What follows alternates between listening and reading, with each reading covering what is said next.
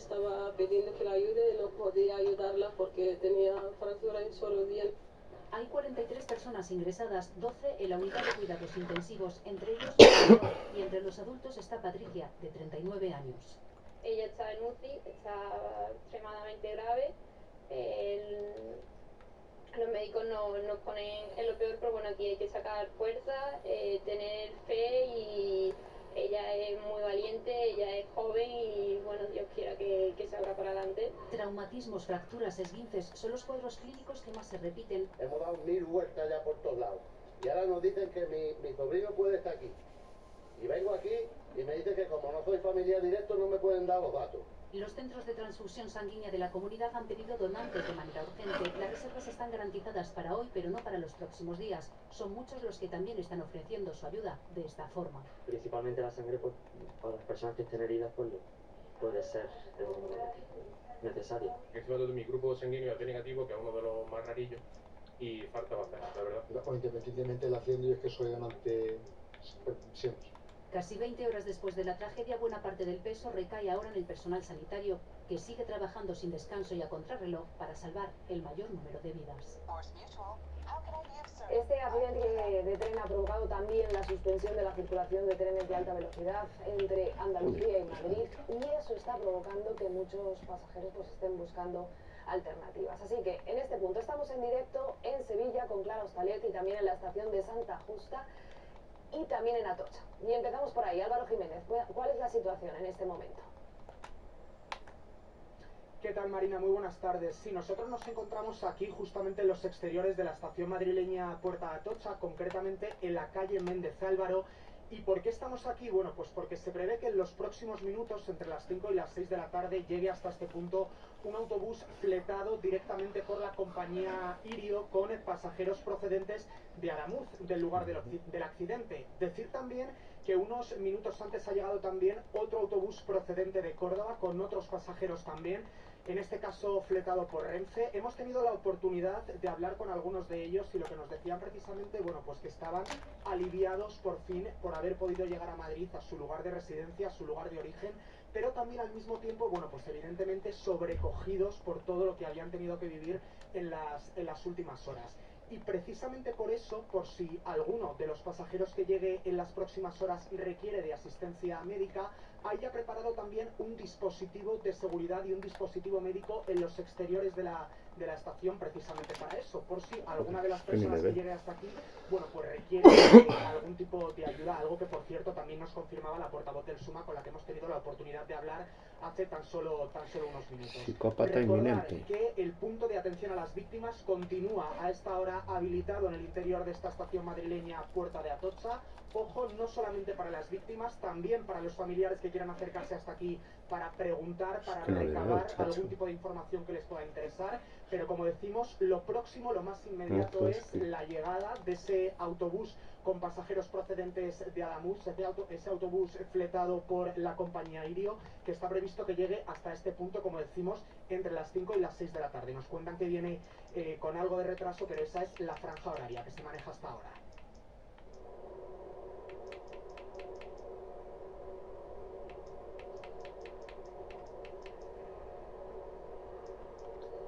Desde esta estación de Santa Justa en Sevilla solo parten los trenes de cercanía y la media distancia. La alta velocidad entre Andalucía y Madrid está suspendida. Se han cancelado más de 200 trenes y este panorama, según el presidente de Renfe, se mantendrá hasta el próximo viernes. Ha dicho el presidente de Renfe que primero hay que retirar los trenes de las vías y después evaluar los daños. Ante esta suspensión de la comunicación ferroviaria, algunas compañías aéreas como Iberia y Air Europa han reforzado las frecuencias entre Madrid y Sevilla, y entre Madrid y Málaga ofrecen aproximadamente unas 2000 plazas desde hoy y hasta el próximo viernes. También algunas compañías de autobuses han ampliado los servicios hasta 1200 asientos más. Eso sí, pide a los usuarios que no viajen si no es de extrema necesidad, para dar prioridad a las personas que en sí necesitan trasladarse a la capital.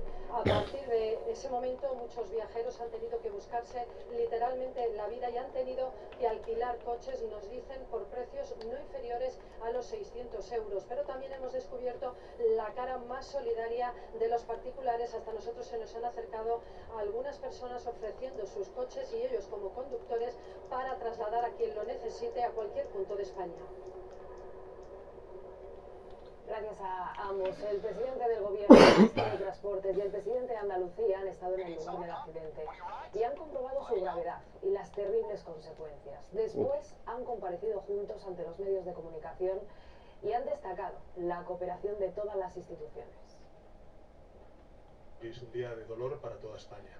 Desde la zona del accidente, el presidente ha anunciado la declaración de 3 días de luto oficial a partir de esta medianoche y ha asegurado que el Estado no dejará solas a las familias de las víctimas. Vamos a estar protegiéndolas, vamos a estar asistiéndoles en todo lo que necesiten y durante todo el tiempo que sea necesario. Sánchez ha visitado esta mañana el lugar de la tragedia. Junto a él, el presidente de la Junta de Andalucía. Imagen y mensaje de colaboración institucional.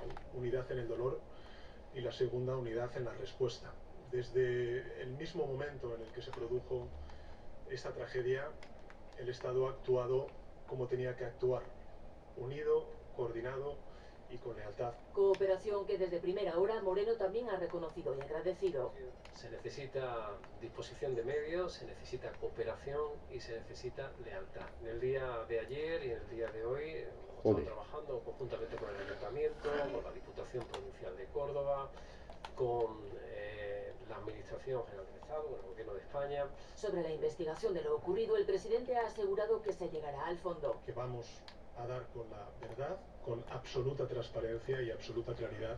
Lo pondremos en conocimiento de la opinión pública. Sánchez ha cancelado toda su agenda, no acudirá al Foro Económico de Davos y se pospone también tanto la reunión de esta tarde en la Moncloa con Feijóo como las previstas esta semana con el resto de grupos. Esas citas, pensadas para hablar sobre política exterior y abordar un posible envío de tropas a Ucrania, se tendrán que reagendar. Bueno, dentro del caos y la tragedia, en redes sociales también ha circulado la desinformación. Y es por eso que hemos invitado ya a Marta Portero, compañera de Verifica RTV, para aclarar algunas cosas que hay que aclarar. Y lo primero que te quiero preguntar es por esos bulos que habéis detectado. ¿Qué tal, Marina? Pues horas después del accidente hemos detectado al menos 2 imágenes falsas creadas con inteligencia artificial que han circulado en redes sociales. Esta que vemos en pantalla es una de ellas. Mortal, si la analizamos con detenimiento, vemos que contiene fallos propios de imágenes generadas con inteligencia artificial. Este es uno de los casos. El operario ya me he quedado tranquilo, por lo menos, chacho, es que esto era un vapuleo de la hostia. Me den por culo ya, yo quiero hacer dinero. La imagen no corresponde al modelo real del tren de la compañía, sino que este es más plateado y el real de la compañía, ya lo vemos, este es más plateado y el de la compañía es mayoritariamente rojo. También en esta imagen hemos detectado otros 2 fallos. Uno de ellos es que en la parte inferior derecha aparece, ahí lo vemos, ahí lo vamos a ver, un rombo, que es la marca de agua y es idéntica a la de Gemini. Y también en la parte de la izquierda la vía parece incompleta, como vemos solo tiene un raíl. Estamos viendo imágenes y fotografías que nos las hacen pasar como verdaderas del lugar del accidente, que tiene fallos y errores que habéis detectado, pero creo que hay alguna más, ¿no? Sí, hay otra imagen que también ha circulado en redes sociales y que además se ha difundido en 2 medios para contar esta noticia. Son uno italiano y otro indio. De nuevo, hemos encontrado errores gráficos propios de las imágenes elaboradas con inteligencia artificial. Sí. Uno de ellos, vamos a verlo, es el helicóptero, que no tiene rotor de cola, sino que tiene una deformidad parecida a la cabina del helicóptero. También vemos otros fallos en los uniformes identificativos del personal de emergencias. Aquí lo vemos, las letras están deformadas. Sí. Y un tercer fallo de esta imagen, en la parte superior, es que una estructura de la catenaria aparece suspendida en el aire. Ahí lo vamos a ver, aparece suspendida en el aire y no tiene sujeción a la columna. En ambos casos, en estas 2 imágenes, hemos utilizado herramientas de inteligencia artificial y el resultado que obtenemos es que efectivamente han sido creadas artificialmente con una probabilidad superior al 85%. Pero esta desinformación no solo nos viene de imágenes, como estamos viendo, creadas con inteligencia artificial, sino que también de mensajes puros y duros, ¿no? Eso es, mismamente. Un ejemplo que traemos es un ejemplo de un mensaje difundido en X muy poco después de que se produjera el accidente. Ahí lo vemos. Las autoridades españolas instan a acudir a la zona del descarrilamiento en Córdoba con chalecos reflectantes si se quiere participar en las labores de auxilio, pero es que Servicios de Emergencias de Andalucía lo han sentido en su cuenta oficial de X. Dice que los servicios de emergencia son los únicos autorizados para estar en el lugar del accidente, que no han pedido colaboración ciudadana para estar en ese lugar, en el lugar del siniestro, sino todo lo contrario, que eviten estar allí para facilitar el tránsito de los vehículos de emergencias. Pues muchas gracias, Marta, y al trabajo de Verifica y más en circunstancias tan complicadas como esta, no solo esa recomendación siempre de recurrir a las compras especiales, sino también de compartir y ser responsable con lo que leemos y compartimos en una circunstancia en la que hay también vidas en juego. Muchísimas gracias. Gracias, Marina. Gracias. Bueno, Irio inició su actividad en la alta velocidad Madrid-Andalucía en marzo de 2023. Fue la primera en romper el monopolio que durante 3 décadas había ejercido Renfe en ese trayecto. La antigüedad de la línea y el incremento de tráfico con nuevos operadores y destinos ha hecho necesaria una renovación integral que finalizará este año y que ha costado 700 millones de euros. La alta velocidad en España la inauguró este tren que en 1992 fue desde Madrid hasta Sevilla en unas 2 horas y media. Fue todo un acontecimiento. Estos 470 kilómetros supusieron la mayor obra de ingeniería ferroviaria hasta el momento, con más de 30 viaductos y 17 túneles. Los trenes pasaron de los 140 a 160 kilómetros por hora a los 270 300. Conectarnos con Europa y de hacer de esa infraestructura un mecanismo de progreso para España. Renfe comercializó en monopolio las líneas de alta velocidad durante casi 30 años. En 2021 se liberalizó el sector con la entrada de otros operadores. La presencia de nuestro tren en ese andén simboliza la liberalización del sector en Andalucía. Irio y Wigo empezaron a ofrecer sus servicios en el corredor Madrid-Andalucía en 2023 y 2025 respectivamente. Según el último informe de competencia, la luz verde a Irio y Wigo junto a la marca de bajo coste de Renfe, Ablo, hizo que aumentara el número de trenes circulando, provocando una presión mayor sobre la infraestructura. El número de plazas aumentó un 60%. Se han multiplicado los trenes y los viajes. A mayor oferta, menor precio. En el corredor sur, el precio medio del billete ha bajado un 30%. La consecuencia, que el número de pasajeros se ha disparado. En 2024, casi 40 millones de personas viajaron en trenes de alta velocidad, un 22% más que en 2023 y un 77% más que antes de la liberalización.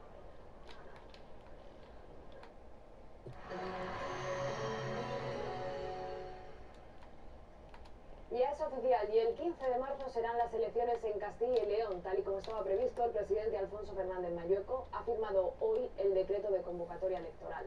Es el último día que podía hacerlo para cumplir con los plazos legales. Mañueco iba a anunciarlo en una rueda de prensa que finalmente ha cancelado por la tragedia ferroviaria en Andalucía.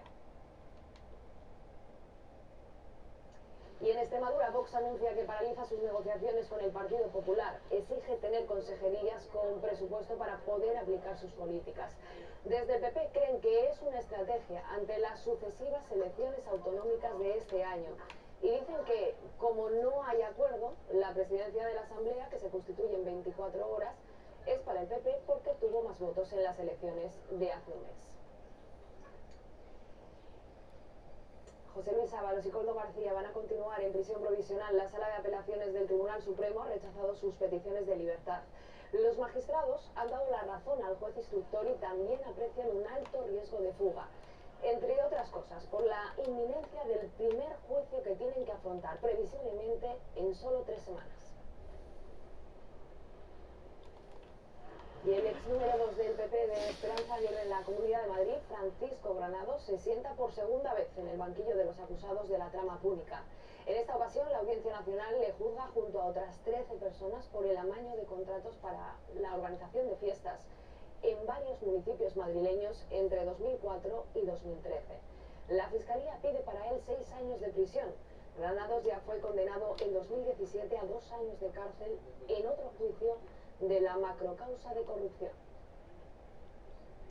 Y la Unión Europea se prepara para reaccionar ante la amenaza de Trump de poner aranceles a los países que ayuden a Dinamarca. el jueves hay una reunión de los 27 para ver qué medidas toman. Este próximo jueves los 27 se reúnen de forma extraordinaria para analizar las relaciones con Estados Unidos y ver qué respuesta da la Unión Europea a estas amenazas de Donald Trump. Ha habido contactos intensos en las últimas horas. El portavoz de la Comisión Europea dice que Bruselas hará lo necesario para proteger los intereses de la Unión Europea. Se están tomando medidas, dice, para evitar una escalada. La Unión Europea deberá decidir si activa las represalias, la respuesta en caso de que entren en vigor esos aranceles que Donald Trump ha anunciado a partir del próximo 1 de febrero. El presidente de Estados Unidos viaja en las próximas horas a Europa para participar en el Foro Económico de Davos. Ahí va a coincidir con algunos de los líderes europeos en un momento de máxima tensión entre los dos lados del Atlántico.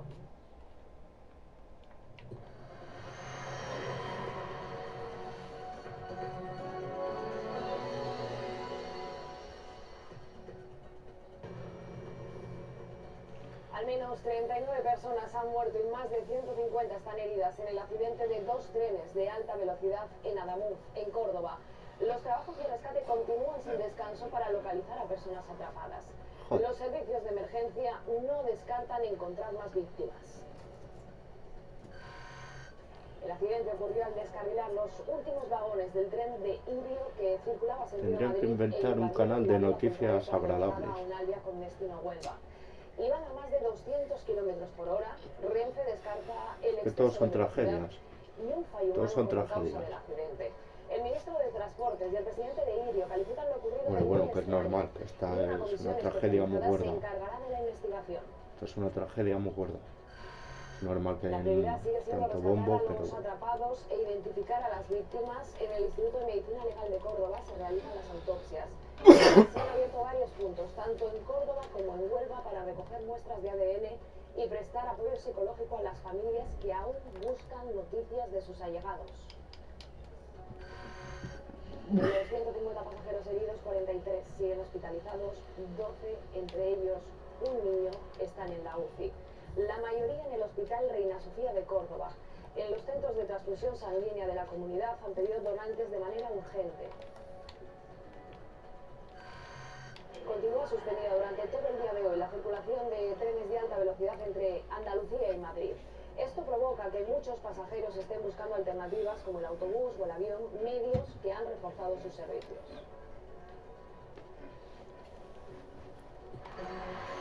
no hay cosas que comprar para estar perdiendo ahí el tiempo. De día hemos comprendido que ya uno con se coma imágenes la unos dimensión misiles. del accidente. Sobrecogen los vídeos mudos de la Guardia Viva mi Civil, rollo, del es amasijo que- de vagones del Albiac destrozados. Son los que salieron despedidos por el impacto y volcaron en el talud. Bastantes metros más allá, el Irio rojo que descarriló. En la zona solo vemos equipos de emergencia trabajando y a la Guardia Civil que recoge pruebas. Trabajan contrarreloj desde anoche y el pesimismo avanza con las horas. Se teme que haya más fallecidos entre los escombros, pero el lugar dificulta el trabajo de la maquinaria que tiene que levantarlos. Tiene difícil encaje para poder trabajar y poder elevar esos vagones para que puedan trabajar los bomberos y por tanto entrar también los médicos forenses, puedan haber personas fallecidas que todavía no hemos podido acceder a ellas.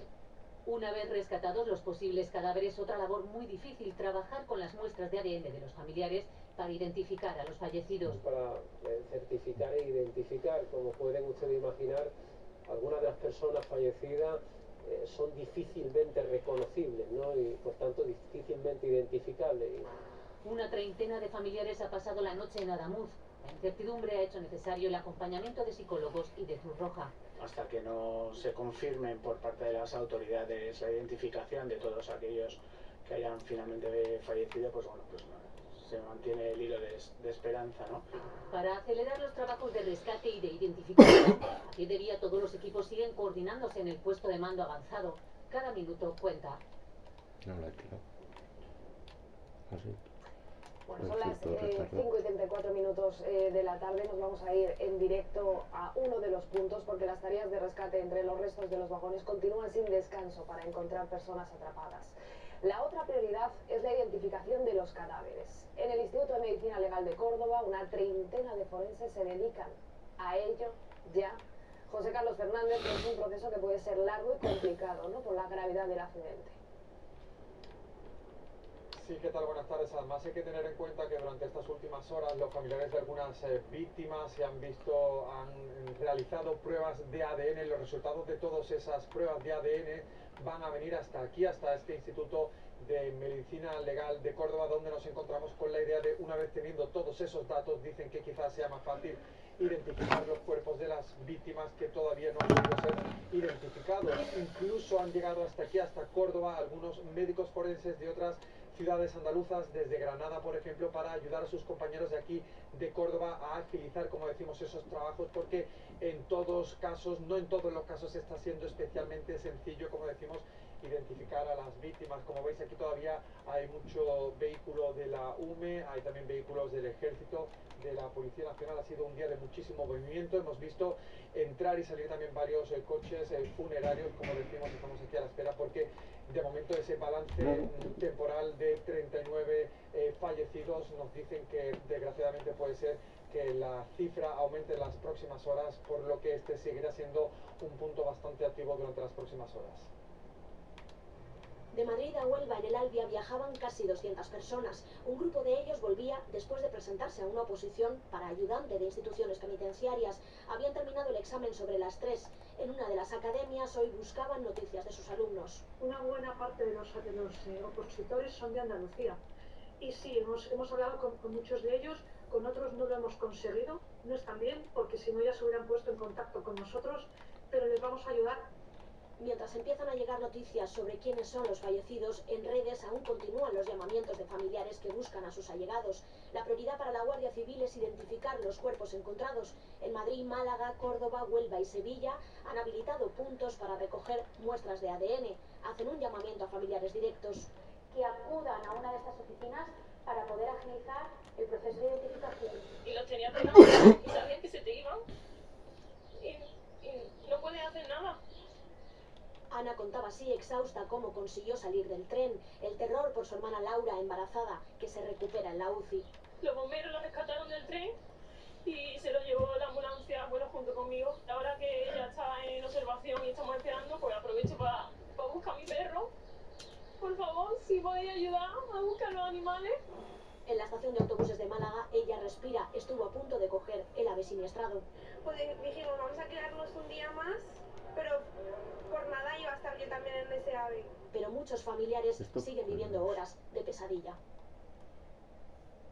Bueno, pues nos trasladamos a otro de los escenarios de la tragedia, porque el resultado de esas autopsias que se están realizando y que nos contaba antes nuestro compañero en directo lo esperan en el Centro Cívico de Córdoba, donde están familiares de las víctimas. Y lo hacen Sara Serrat con la ayuda de un grupo de psicólogos. Buenas tardes. Sí, buenas tardes. Más de una veintena de psicólogos de Cruz Roja llevan aquí todo el día acompañando a los familiares en estas largas y duras horas de espera para saber dónde están y cómo están esos allegados, de los que muchos de ellos todavía a estas horas no saben nada. Según la Junta de Andalucía, aquí han venido preguntando ya por una cuarentena de esos viajeros, más de 40 que todavía no se sabe nada dónde están, si están hospitalizados, si están bien. A lo largo de la tarde sí hemos visto que esa respuesta ha llegado para algunos de ellos. Desgraciadamente era la respuesta más temida y entre lágrimas han recibido esa noticia. Nos cuenta Cruz Roja que van a estar aquí prestando su apoyo hasta que haga falta. Por el momento este centro cívico para el encuentro y el acompañamiento de los familiares va a seguir operativo. Hay más de 150 personas heridas en el accidente de Adamuz, 43 siguen ingresadas, 12 permanecen en la UCI y la mayoría están donde se encuentra mi compañera Verónica Chumillas. Estamos a la espera además de un nuevo parte médico actualizado, ¿no? Sí, buenas tardes. Estamos a la espera, como decías, de que el 112 actualice los datos. De momento seguimos con el parte del mediodía. Este Hospital Reina Sofía de Córdoba es donde más ingresados hay. Son en total 15, 5 de ellos están en la UCI y uno de ellos sería menor. En total, como decíais, hay 43 personas ingresadas en varios hospitales de esta zona. 12 de ellos permanecen en la unidad de cuidados intensivos. La mañana ha sido dura. Por aquí hemos visto pasar a familiares que todavía no sabían qué había pasado con sus familiares, o algunos que venían a visitar a personas aquí ingresadas y cuyo pronóstico era grave. A las 6 de la tarde están previstas nuevas visitas en la UCI. No descartamos que vuelva a haber por aquí familiares intentando interesarse por el estado de estas personas. La única buena noticia del día es que a lo largo del día 79 personas heridas han sido dadas de alta, y un llamamiento también hace el hospital. Hay que seguir donando sangre, pero hoy están las reservas cubiertas. Agradecerían que fuera a partir de mañana y durante toda la semana. Gracias, Verónica. Solo 20 segundos pasaron entre el descarrilamiento del tren Irio y el choque con el Albia. Por eso no se activó el freno de emergencia. Las víctimas del accidente han contado que antes de la colisión el tren empezó a temblar y después...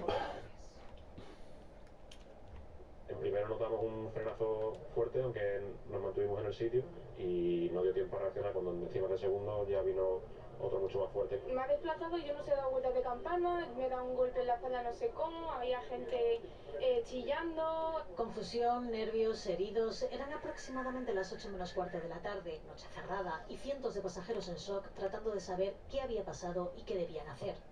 Si alguien tiene conocimientos en primeros auxilios, por favor, esta persona está pendiente de las demás personas del coche. Unos minutos antes, los 3 últimos coches de un tren de Irio procedente de Málaga y con destino Madrid descarrilaban a 205 km/h por causas todavía desconocidas en los desvíos de entrada de la vía 1 de la estación cordobesa de Adamuz, invadiendo la vía contigua. Una fatalidad, pero lo peor estaba por venir. A 210 km/h se acercaba en sentido contrario otro tren, un Albia en dirección Huelva. De hecho, bueno, es una especulación, pero probablemente si no hubiera venido un tren en dirección contraria, pues no estaríamos probablemente hablando de víctimas de ninguna clase.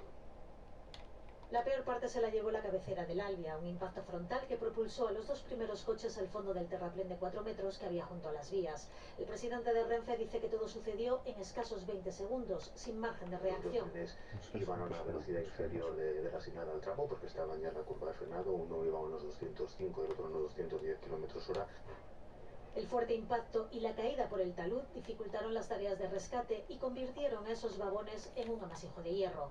Muy difícil, hay que utilizar medios mecánicos y maquinaria pesada para poder empezar a ver qué tipo de personas, si hay cadáveres o no hay cadáveres y cuántos cadáveres hay, ¿no? Unos 480 pasajeros se vieron afectados por el impacto, los 320 aproximadamente que viajaban en el Irio y los 180 que lo hacían en el Albia. La imagen era totalmente aterradora, las catenarias estaban caídas, los cables por el suelo.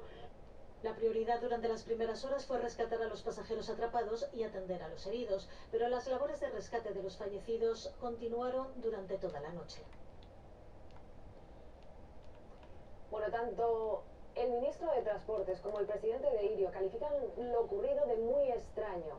Hay una comisión de expertos encargada ya de la investigación de este accidente y siguiendo también los pasos que va dando la investigación, pues ha estado en las últimas horas nuestro compañero de los servicios informativos, Pedro Rodríguez. Muy buenas tardes, Pedro. ¿Qué tal, Marina? Hola. Bueno, vamos a recapitular lo primero, qué es lo que sabemos hasta ahora.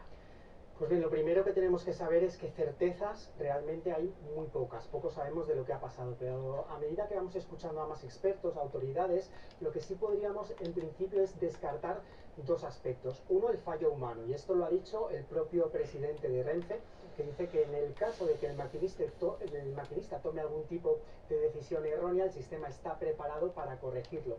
Y el segundo aspecto que podríamos descartar es un exceso de velocidad. Tenemos por una parte un tren, el de Irio, que iba a 205 km/h, el otro tren, el de Albia, a 210 km/h. Esta velocidad es menos que el límite que marca en ese tramo, por lo tanto estamos en una situación muy diferente a la que habíamos vivido con el accidente de 2013, el de Galicia, el de Angrois, y aquí no estaríamos hablando de esos 2 aspectos, ni fallo humano ni tampoco exceso de velocidad. Sí, por lo menos en estas horas ya hemos podido descartar algunas de las hipótesis, pero es verdad que desde el primer momento se ha hablado de que la investigación va para largo. Recuerdo ayer el ministro que por lo menos hablaba, ministro de Transportes, de un mes. Es verdad que en lo que coinciden todos los expertos es en eso que te decía yo cuando te introducía, en que ha sido extraño. Y eso lo ha dicho desde el primer momento. Por ejemplo, escuchábamos ayer al ministro Óscar Puente, es un accidente extraño. ¿Por qué? Básicamente aquí también 2 aspectos fundamentales. Uno es por donde ha ocurrido. ¿Por qué? Porque ha ocurrido en una recta y en un tramo además que ha sido renovado hace muy poco. Lo contaba también el ministro Óscar Puente. Esos trabajos finalizaron el año pasado, en mayo, y además daba también ese dato, ¿no? Que se había invertido pues 700 millones de euros. Y no es solo el único aspecto. Si miramos también a lo que es el tren de Iryo, que fue ese primer tren que descarriló, estamos hablando de un tren prácticamente nuevo. Hoy lo ha dicho el presidente de Iryo, que no llegaba a los 3 años y que además había pasado pues todas las revisiones pertinentes, la última hace apenas pues 4 días. Y claro, ¿se trabaja sobre alguna hipótesis conociendo este escenario raro? Hipótesis oficialmente no hay ninguna, pero aquí de nuevo, a medida que vamos escuchando a los expertos, una de ellas va a ser investigar el tren, ese material móvil, por ejemplo las ruedas de Iryo, pero insistimos en que había pasado todas las revisiones. Por otra parte, vamos a tener que estudiar y se va a tener que investigar ese tramo. Y ahí no sé si podemos ver una imagen que nos ha llamado mucho la atención de la Guardia Civil, que está realizando allí trabajo e investigaciones. Lo que hemos visto de la Guardia Civil es una imagen en la que parecía que han encontrado una parte de la vía en el que falta un riel, en el que además el carril de acero está deformado. Seguramente ahí lo vemos, no sé si lo podemos apreciar, que están marcando precisamente ese tramo de ahí, la Guardia Civil, pero esto todo evidentemente con la máxima prudencia, porque es un tramo de vía, pues insistimos que había sido renovado. Veremos también si había algún objeto, pero bueno, por ahí dicen los expertos que es por donde puede empezar esa investigación. Claro, el tramo de vía había sido renovado, el tren, ha salido el presidente Carlos Bartomeu a decir que pasaba todas las revisiones, pero es verdad que en ese tramo en los últimos meses Adif ya había notificado, Pedro, alguna incidencia. Por ejemplo, si nos centramos en el último año, hemos visto que Adif había notificado algunas incidencias, 7 concretamente. Estamos hablando de abril, de mayo, de junio, en septiembre, 2 en octubre, también en diciembre. Pero aquí otra vez, máxima prudencia, no especular, sobre todo también porque esto no tiene nada que ver, no significa nada, y además porque estamos hablando de unas incidencias que tienen que ver mayormente también con la señalización, con la electricidad. Por lo tanto, esto no significa nada. Mientras te hago la siguiente pregunta, nuestros compañeros lo pueden poner, que tenemos un grafismo con esas 7 incidencias que mencionaba Pedro, averías. ¿Quién se va a encargar de la investigación y qué podemos esperar de ella?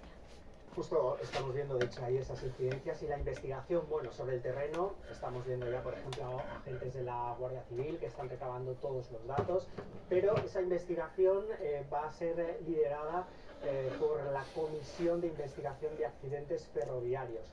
Esto es un organismo que depende, que está adscrito al Ministerio de Transportes, pero muy importante. Eso no significa que vaya a cumplir las órdenes o que estén al dictado del Ministerio de Transportes. Todo lo contrario, es un organismo totalmente independiente en su organigrama, en su estructura, también en sus funciones. No tienen que recibir ningún tipo de instrucciones ni de entidades públicas ni tampoco de entidades privadas. ¿Y qué podemos esperar?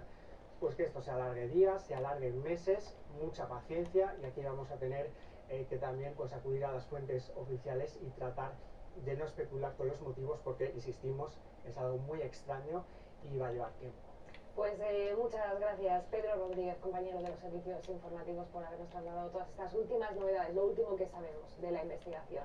Gracias, Marina. Tendremos trabajo por delante. Mucho. Gracias, Pedro. Bueno, el accidente deja también el ejemplo de la solidaridad y de mucha ayuda. Muchos vecinos y el propio alcalde de Adamuz han pasado la noche auxiliando a las víctimas. Este municipio de la provincia de Córdoba está conmocionado. El pequeño pueblo de Adamuz, de apenas 4.000 habitantes, tardó minutos en movilizarse, porque el lugar del accidente era inaccesible para los coches y porque ellos, los vecinos, conocían los caminos. El coche era imposible de acceso. Iba con la Guardia Civil, digo, Luis, digo, me traigo el cuad. Iba cargado de sanitario, de Guardia Civil, bomberos.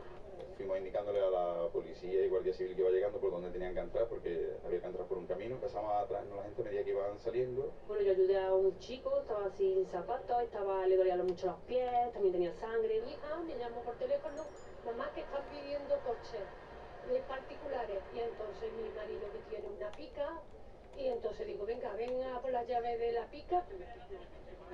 En una noche gélida, mientras unos ayudaban en el lugar del accidente, otros se dirigían a puntos de atención improvisados. desde repartir agua y bocadillo y manta a las personas que lo necesiten hasta lo que sea necesario. Una hora antes de que empezaran a llegar los pasajeros del tren ya estaba la gente del pueblo trayendo mantas, trayendo comida, trayendo agua. Dicen los vecinos que no se trataba solo de ayudar, sino de acompañar en los duros momentos. Ver a la gente que estaban un poco en shock, que con sus maletas para allá, maletas para acá, que no sabían. Yo le ofrecí mi casa por la niña, porque la niña de ver tantas personas ayer, pues estábamos asustados. Acompañamos hasta que se subieron en el autobús para Madrid. Una noche larga en la que los vecinos demostraron una vez más que en momentos especialmente duros nadie se queda sin ayuda. Bueno, se lo estamos contando con las conexiones ferroviarias con Andalucía suspendidas. En los próximos días, Iberia y Europa han anunciado que refuerzan sus conexiones con las principales capitales andaluzas. Pablo Danubio, esto es un intento... No se puede volar antes de los 12 años, es la ley. ¿Estás bien? ¿De dónde vienes? Nadie debe conocer el futuro, nunca. Si te atrapan, nunca te dejarán volver a casa. Iberia y Air Europa han tratado de incrementar las plazas disponibles en sus días cotidianos. Iberia lo ha hecho programando 8 vuelos a Málaga y a Sevilla de ida y de vuelta, que suponen un incremento de más de 1.500 asientos de los que en los días ordinarios hay aquí. Air Europa también lo ha hecho con otros 2 vuelos que suponen un incremento de otras 360 plazas.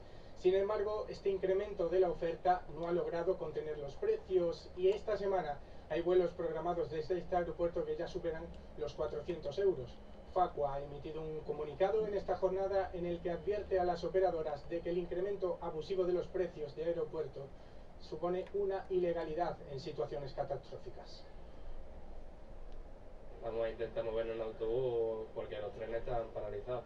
Que nos van a dar un bus pero hasta Córdoba y después de ahí tenemos que dar nosotras.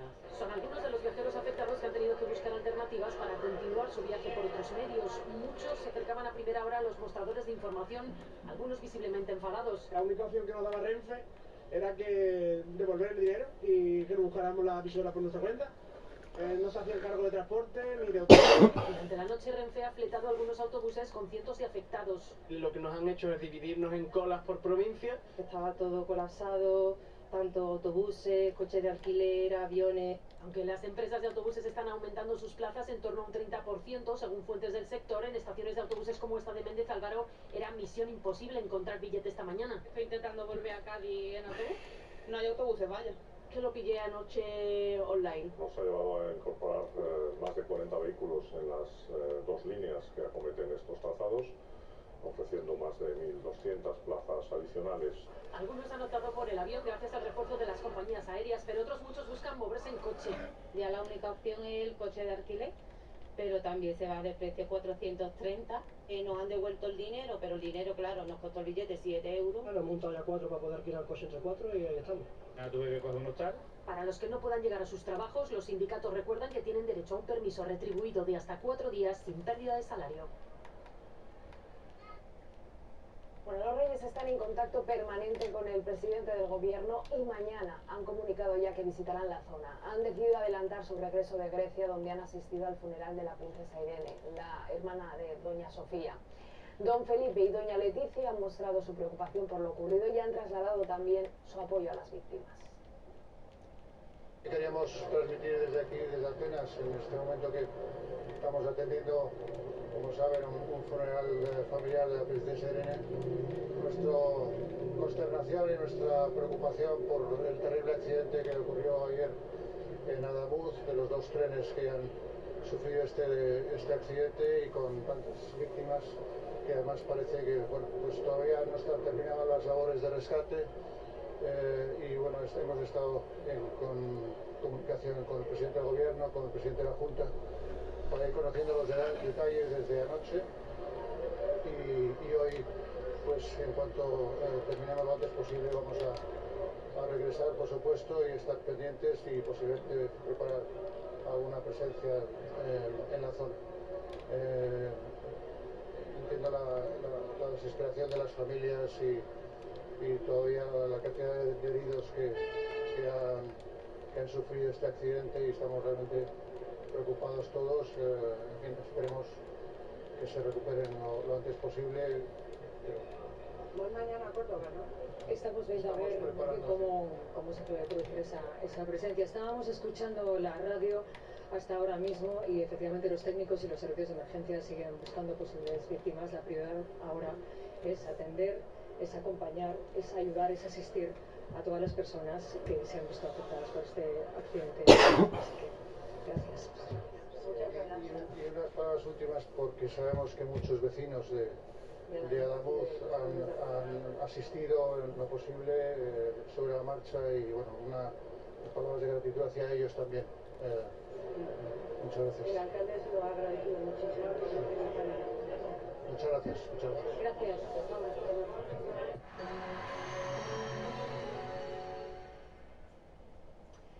Esta imagen en directo que nos llega desde Washington. Hoy se celebra el día de Martin Luther King y en las calles de la ciudad tiene lugar ahora mismo un desfile en recuerdo de este activista histórico por los derechos civiles de los afroamericanos hasta que fue asesinado. Una jornada de homenaje que llega en un momento de muchísima tensión en Estados Unidos por el comportamiento de los agentes migratorios del ICE hacia muchos ciudadanos en muchos estados, algunos que protestan contra sus abusos en las calles y contra otros que simplemente están en sus casas.